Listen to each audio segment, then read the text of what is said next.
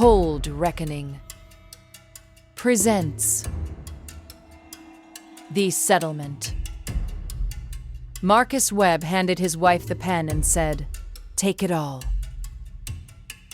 The entire town of Hendersonville, North Carolina, thought he'd lost his mind. They were wrong. She was. The Henderson County Courthouse smells like pine sap and old paper. Claire Webb, 38 sharp jaw, tailored blazer, sits beside her attorney. She's calm, almost too calm. The kind of calm that comes from knowing you've already won. Across the table, Marcus, her soon-to-be ex-husband, no lawyer, just him. The mediator slides the settlement across the table. "Mr. Webb, this is your final opportunity to contest." Marcus looks up. Quietly, he says, "No contest." Claire's attorney double-checks every line. The house in Flat Rock? Hers. The investment portfolio? Hers. The Blue Ridge cabin? Hers. The restaurant on Main Street? Hers. Claire signs first. Then Marcus picks up the pen. He pauses. He looks at Claire, not with anger, not with sadness, but with something that makes her stomach drop for just a second. Then he signs. Claire whispers to her attorney, "That was easier than I expected." The cabin lease isn't renewed. Too easy. 14 months earlier, Marcus had hired a private detective. Not to catch Claire cheating, to catch her planning. The detective's report lands on his desk on a Tuesday. Subject has been consulting with a forensic accountant since March. 3 separate LLC formations under her maiden name. Approximately $340,000 in marital assets transferred to accounts in Asheville, Boone, and Charlotte over the last 8 months. Marcus reads it twice. Then he calls his own attorney. Not to fight, to architect. Webb's Table is what people in Henderson County call a destination restaurant. Reservations 6 weeks out, a James Beard nomination that made the Asheville Citizen-Times front page. What it actually is, what nobody knows, is a trap. The commercial lease was renegotiated by Marcus 2 months ago. New terms, $18,400 per month, triple net. The kitchen equipment? Sold. Leased back at premium rates. The wine inventory? Liquidated and recatalogued under a management company Claire has no access to. The restaurant Claire just won in the settlement is a beautiful, gleaming, elaborately decorated shell. She'll figure that out in about 60 days. The Flat Rock property sits on 4 acres of mountain laurel and riverstone. Claire always called it her house, decorated it herself, planted the garden herself. What she doesn't know, 3 weeks before the settlement, Marcus had the property assessed. The septic system, installed in 1987, never updated, is out of compliance with Henderson County Health Code. Required remediation, $74,000 minimum. The assessor's report was filed publicly, available to anyone who looked. No one on Claire's team looked. No one asked the right questions. Claire's forensic accountant had been thorough.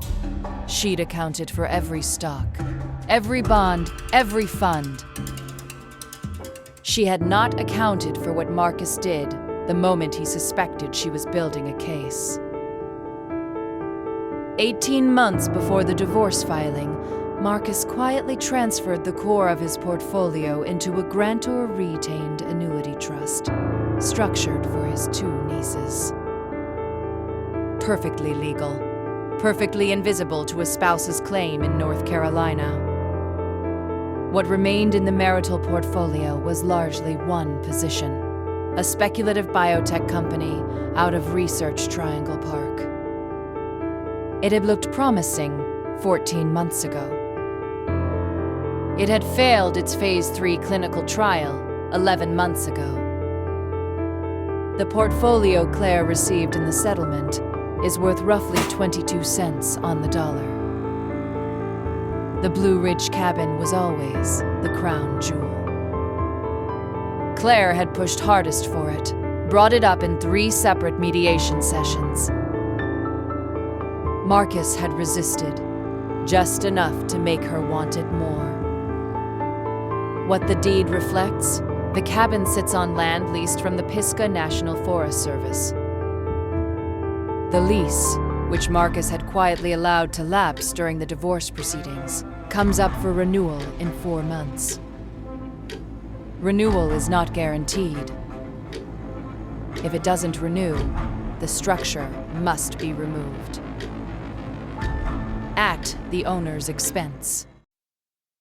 30 days after the settlement, Claire's attorney calls on a Thursday morning. She sounds different, smaller. "Claire, I need you to come in." On the conference table, the septic report, the lease documents, the biotech prospectus, the restaurant's new lease terms, the trust filing. It takes Claire 11 minutes to read through everything. "He didn't hide anything," the attorney says quietly.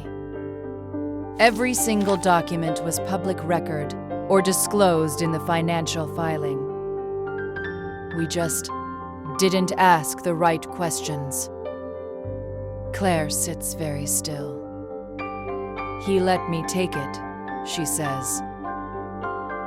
"He let you take all of it." Silence fills the conference room.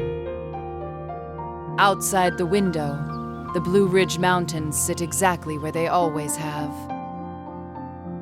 Patient, unbothered, ancient. Marcus Webb stands at the Bear Wallow Valley overlook at dawn. The kind of view that makes you understand why people settled here 300 years ago and never left. A jogger passes and says, "Beautiful morning." Marcus smiles. "Best one I've had in years." Webb's table closes after a health inspection flags the kitchen. Claire lists the Flat Rock house. The septic disclosure kills the first 3 offers.